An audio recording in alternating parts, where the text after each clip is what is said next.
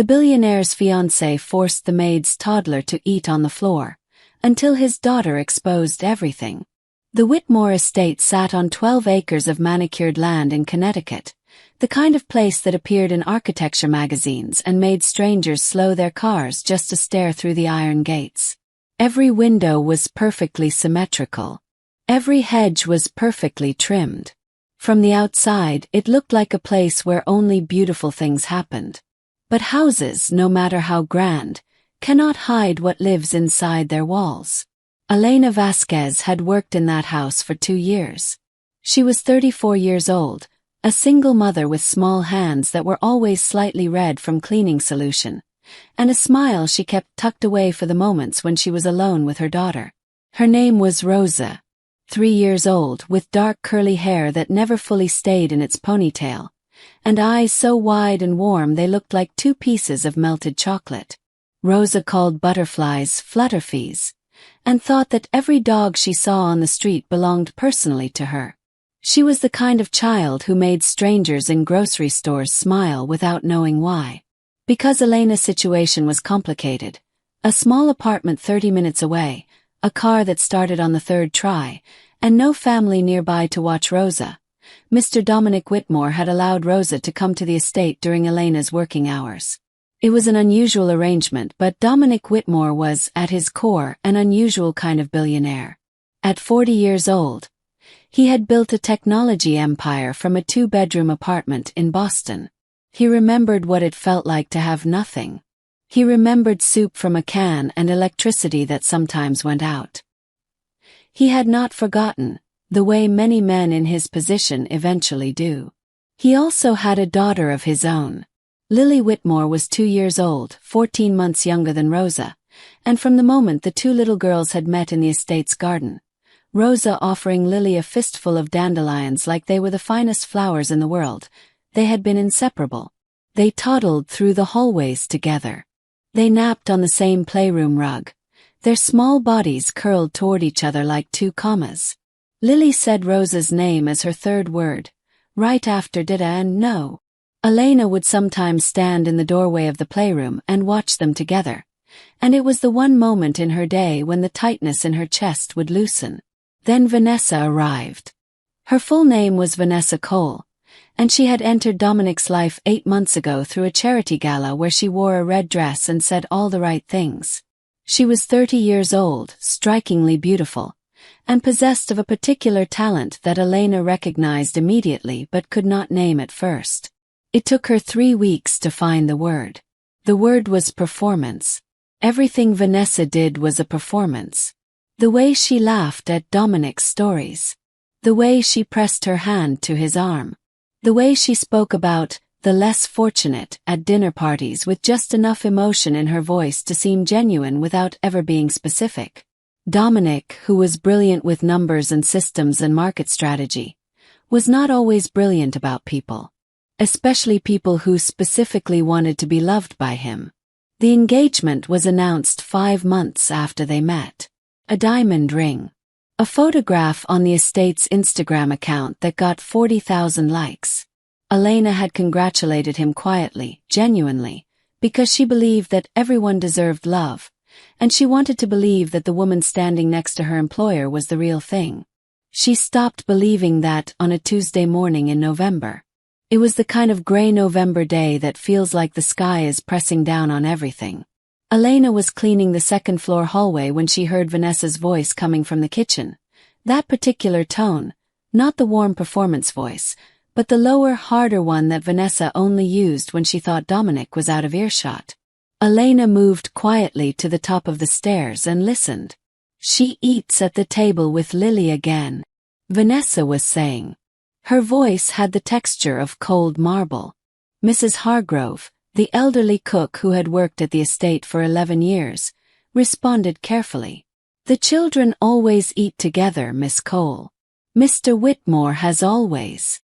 Mr. Whitmore is in London until Thursday." Was the sound of heels on tile. "The maid's child does not eat at the family table. I want that understood. She can eat in the kitchen. On the floor for all I care. She is not family." Elena's hand found the wall. She told herself she had misheard. She went back to her cleaning. She told herself that people said careless things when they were stressed, that Vanessa had been planning a wedding, that everyone had a bad day.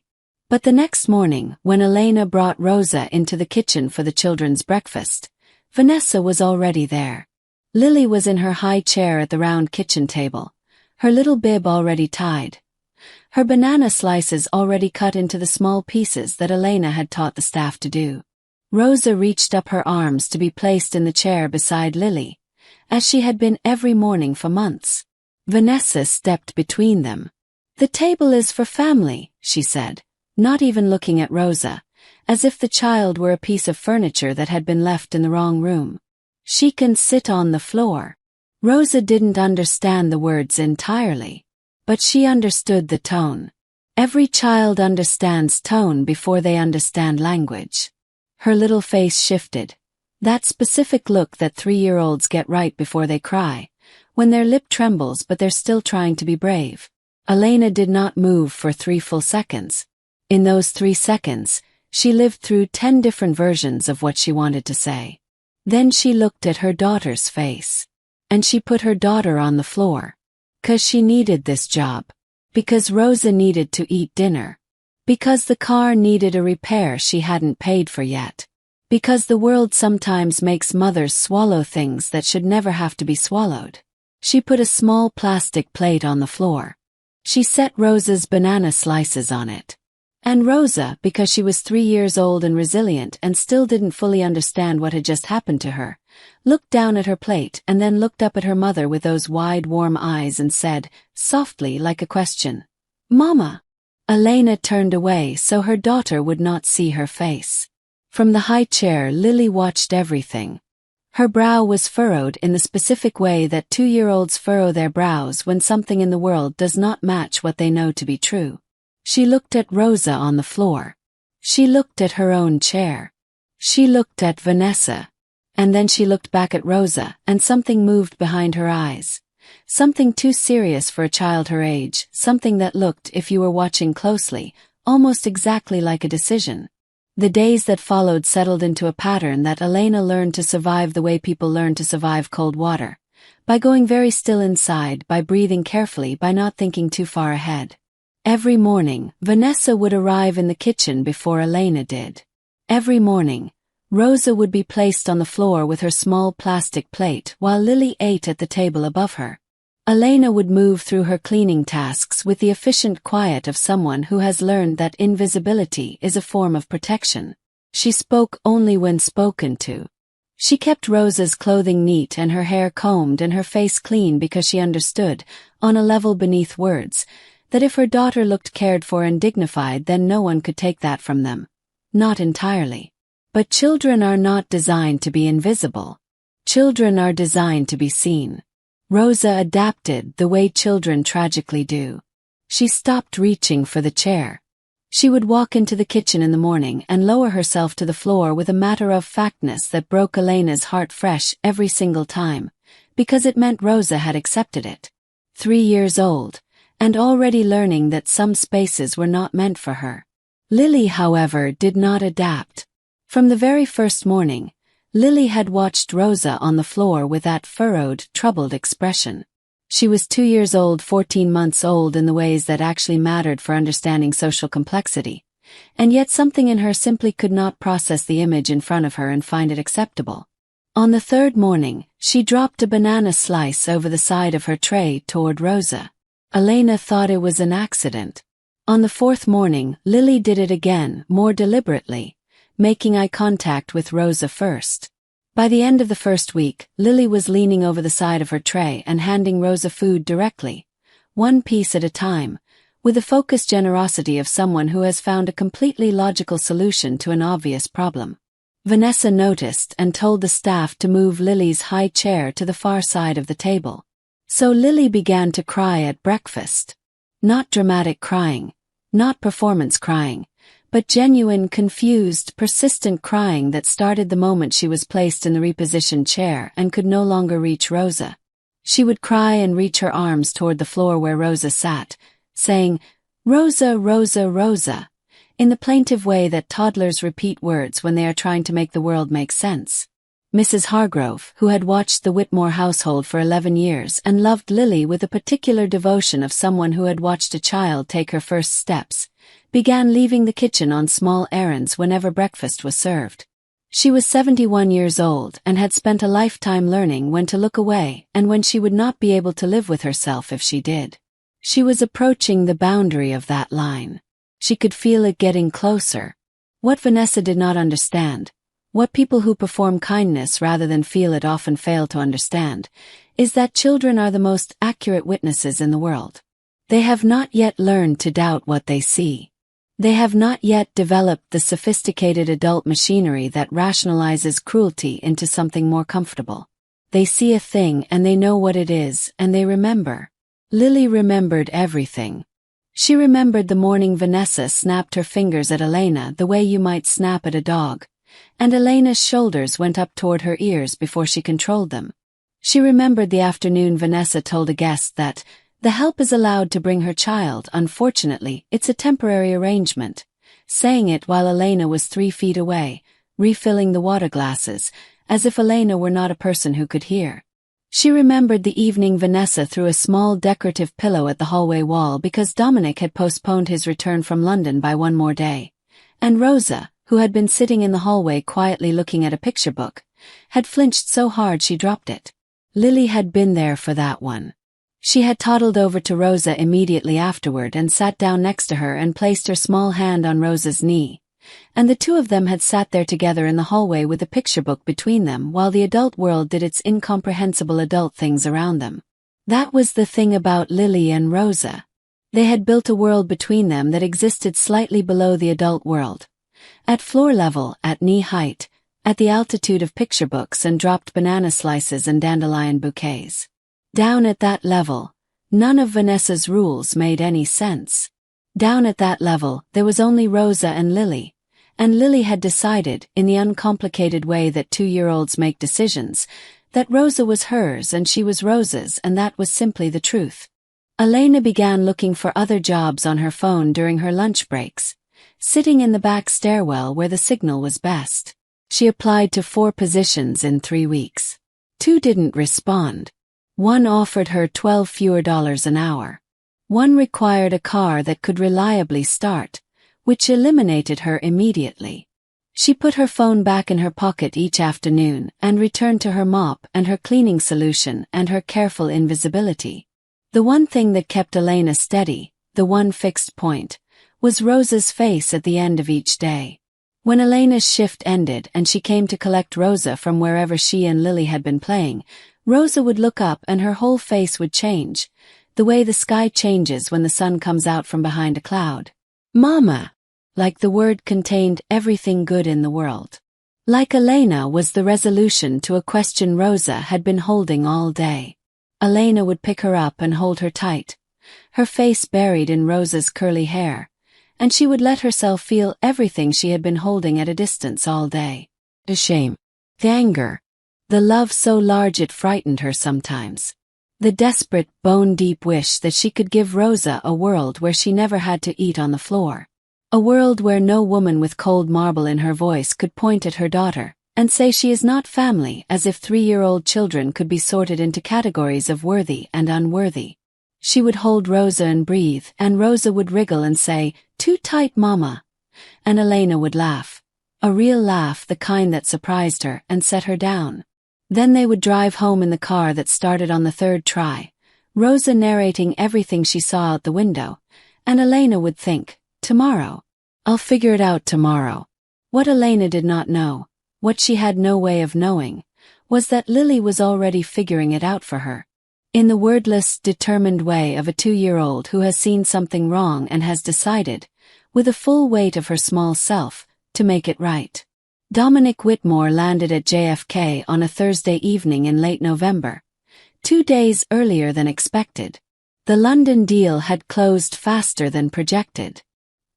He was tired in the specific way of someone who has been performing competence for 10 days straight, the kind of tired that lives behind your eyes, and all he wanted was to walk through his own front door, see his daughter and sit somewhere quiet. His driver took him through the gates at 6:47 p.m. The house was lit up in the early dark of November, all the downstairs windows glowing amber, and for a moment, standing outside the car looking at it, Dominic felt the thing he always felt when he came home. That specific, complicated emotion that mixes love and longing, and the question you never quite ask yourself directly.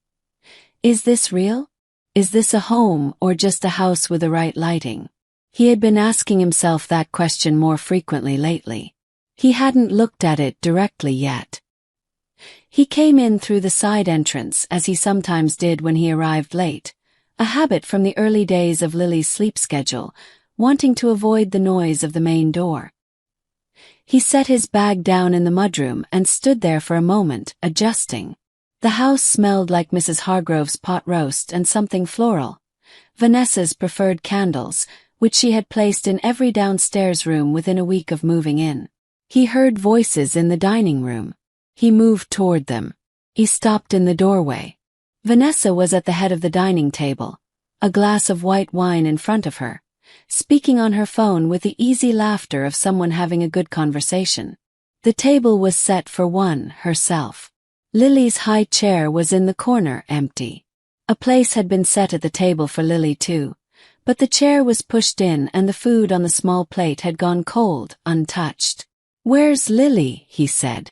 Vanessa looked up, and her face moved through several expressions very quickly. Surprise, recalibration, the warm performance smile snapping into place. "Dominic! You're early, why didn't you? Where is my daughter? She was fussy at dinner." Vanessa set her phone down. "I had Mrs. Hargrove take her upstairs. Children do better with routine, the books all say." He was already moving toward the stairs. He found Lily in the playroom on the second floor, sitting on the rug with Mrs. Hargrove, both of them over a scattered puzzle. Lily looked up when he came in and her face did the thing, the full sky-changing thing, and she launched herself upright and toddled toward him at full toddler speed, arms already up. "Dada! Dada! Dada! Dada!" He caught her and held her up, and she grabbed his face in both hands the way she always did, pressing her palms to his cheeks, studying him as if verifying he was real. He pressed his forehead to hers. "Hi, Bug. Dada home," she said with enormous satisfaction, as if she had personally arranged this. Mrs. Hargrove watched them from the floor, her expression carrying something complicated. She was a woman who expressed herself primarily through pot roast and silence. But tonight the silence had a particular texture to it, the texture of a woman who had been waiting for someone to come home. Dominic sat down on the rug with Lily. She immediately began bringing him puzzle pieces with the urgent hospitality of a host who has been waiting too long. He accepted each one. He looked at Mrs. Hargrove. "How has everything been?" The old woman was quiet for a moment in a way that was different from her usual quiet. "Fine," she said. Then she looked at her hands. "Mostly fine." He looked at her more carefully. In 11 years Mrs. Hargrove had never said, "mostly." He would have asked her more. But Lily had stopped delivering puzzle pieces. She was standing in front of him now, holding one piece in both hands, looking at him with that furrowed, serious expression. The one that didn't belong to a 2-year-old. "Dada," she said. "Yeah, Bug." She looked at the puzzle piece. Then she looked at the floor beside her, the empty space next to her on the rug. Then she looked back at him. "Rosa," she said. "What about Rosa, sweetheart?"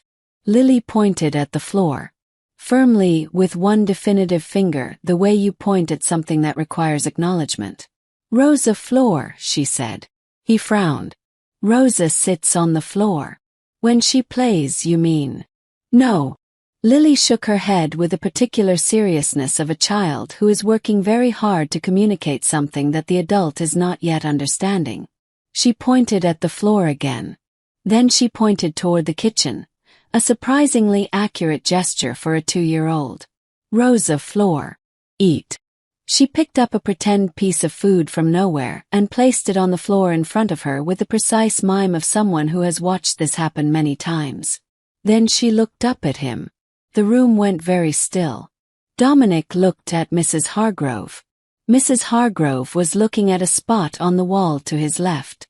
Her jaw was tight in the way of someone who has decided that what she is about to say is beyond what silence can hold anymore.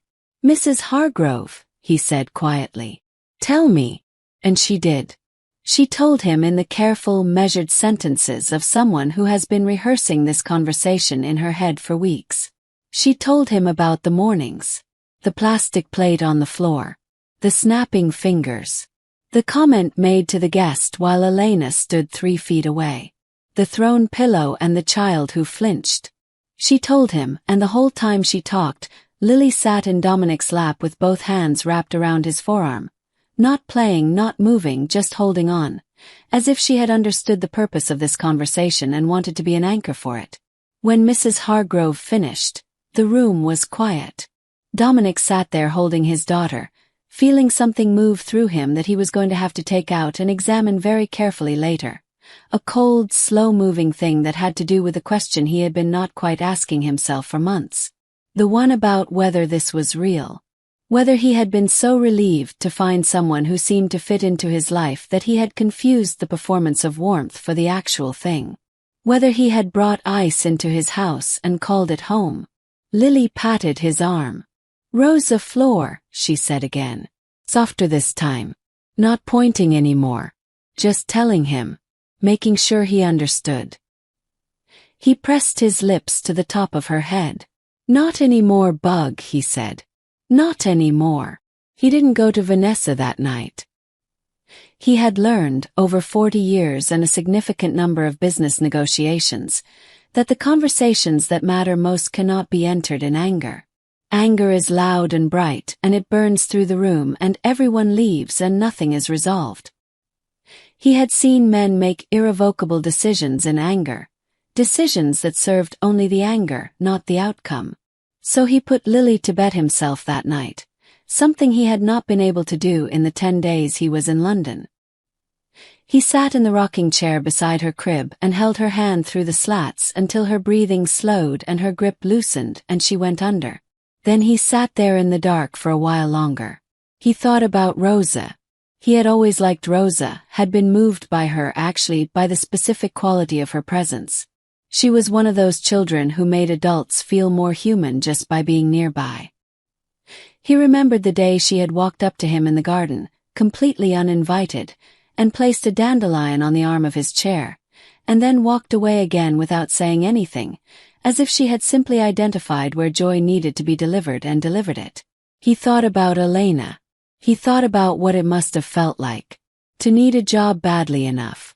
To look at your daughter's face and make yourself do what was done. He had come from nothing. He told that story in interviews, in keynote speeches, in the book he'd published 3 years ago. He told it fluently. He used it as evidence of his character. But somewhere between the 2-bedroom apartment in Boston and the 12-acre estate in Connecticut, he had stopped understanding it from the inside. He had let it become a story about himself rather than a feeling he still lived in.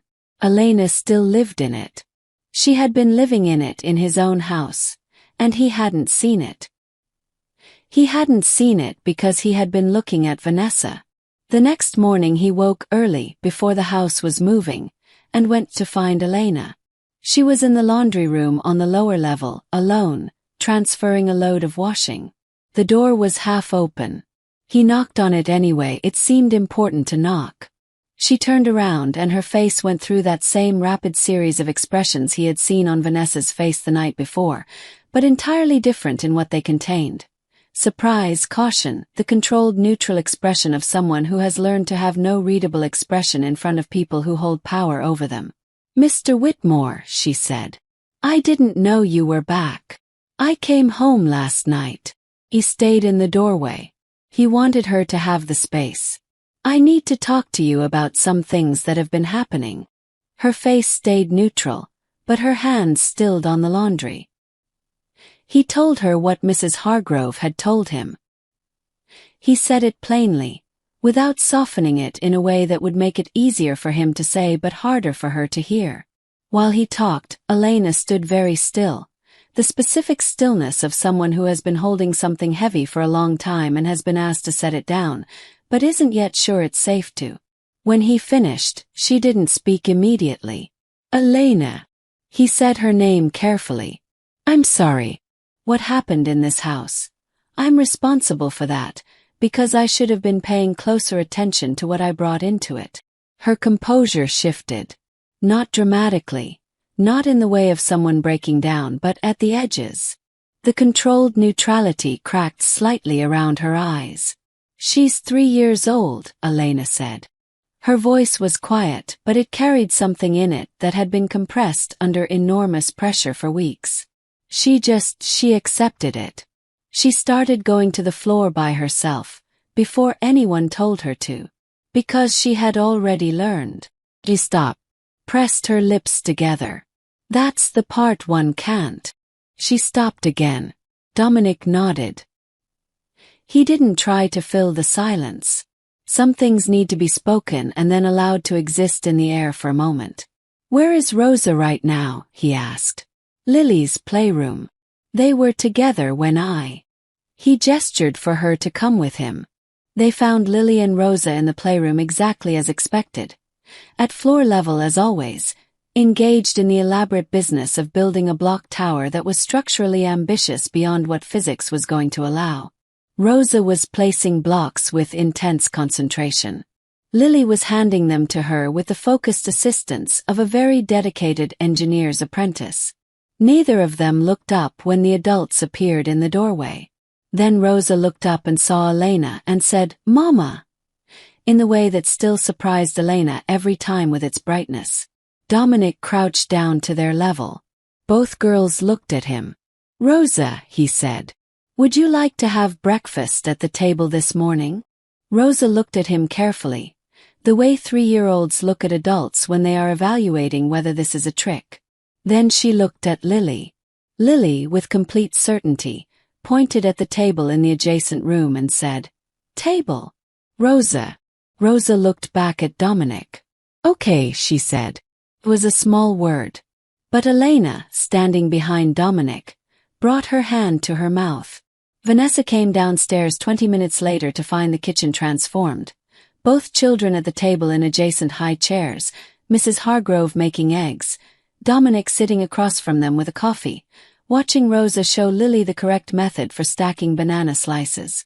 The entire room had a different quality of air in it, something lighter, something that had been returned after a long absence. Vanessa read the room in 3 seconds. She was very good at reading rooms. "Good morning," she said in the performance voice, moving toward Dominic to kiss him. He leaned slightly back. Just slightly. But she felt it. "We need to talk," he said. "After breakfast." Vanessa looked at the table. At Rosa in the high chair next to Lily. At Mrs. Hargrove's back, which was the kind of back that expresses strong opinions. At Elena, who was standing by the counter holding her coffee in both hands like something she was refusing to surrender. And Vanessa understood. The performance for the first time dropped. What was underneath it was not pretty.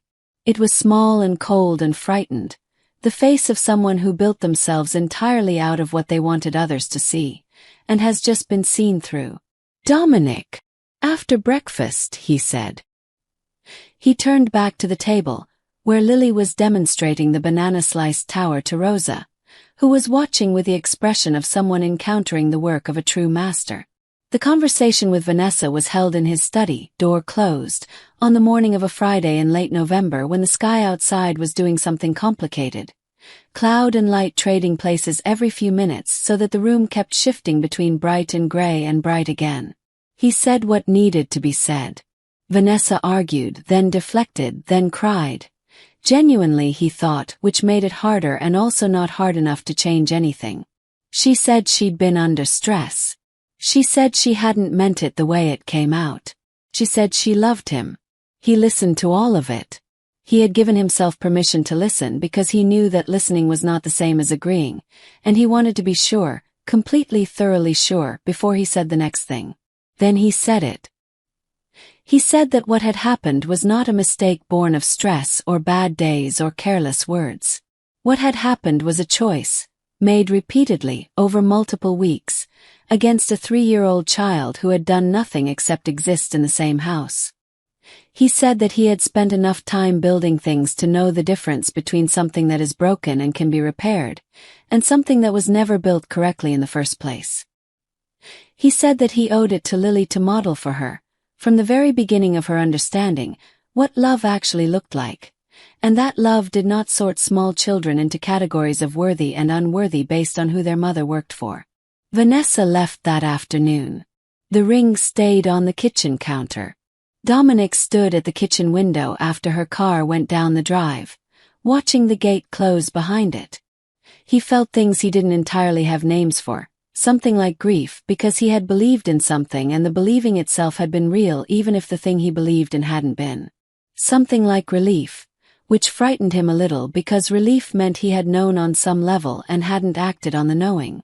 And something else underneath both of those, something cleaner, something that felt like the particular sensation of putting down a weight you've been carrying so long you stop noticing it. He heard small feet on the kitchen floor behind him. He turned. Lily had toddled in with Rosa directly behind her, both of them in their socks, both of them carrying what appeared to be a very important plastic dinosaur that they were taking somewhere with great purpose. They stopped when they saw him. Lily studied him with that serious 2-year-old assessment. Then she held up the dinosaur. "Dada's sad?" she asked.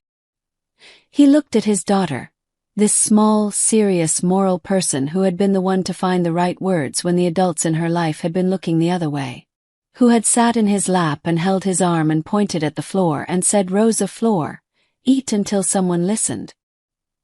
He thought about what it meant that a 2-year-old had understood what was wrong in her house before he had. What that said about him. What he intended to do about it. "I'm okay, Bug," he said. "I'm getting better." Lily considered this, then apparently accepted it. She turned back to her essential dinosaur mission. Rosa, following, glanced back at Dominic over her shoulder with those wide, warm eyes. "Bye-bye," she said politely, in the way that 3-year-olds say it when they are passing through a room on their way to somewhere more important. "Bye-bye, Rosa," he said. He laughed, a real one, the kind that surprised him. In the weeks that followed, Dominic had a long and honest conversation with Elena. He told her that she was one of the best people who worked for him, and that he had not made the conditions of that work what they should have been, and that he intended to change that. He talked about proper compensation and working hours and a real, dedicated space for Rosa that was warm and connected to the rest of the house and nobody's afterthought. Elena listened with her hands wrapped around a coffee mug and her face doing the careful neutrality of someone who has learned to wait and see. "Why are you telling me this?" she asked finally. "Not suspiciously, honestly," he said. "Because your daughter sat on the floor of my kitchen for weeks, and she accepted it, and that should never have been possible. And because Lily is going to grow up, and I want her to grow up knowing that the people in this house, all of them, are treated like they matter. Not as a lesson I tell her. As a thing she can see." Elena was quiet for a moment. Then she looked out the window at the garden, where Lily and Rosa were visible through the glass, toddling in their winter coats through the frozen flower beds. "Rosa thinks this is her house," Elena said. There was something in her voice that walked the line between funny and heartbreaking. "She's never said that, but she moves through it that way. Like it belongs to her too." Dominic looked out the window. Rosa had stopped walking and was pointing at something in the dead flower bed.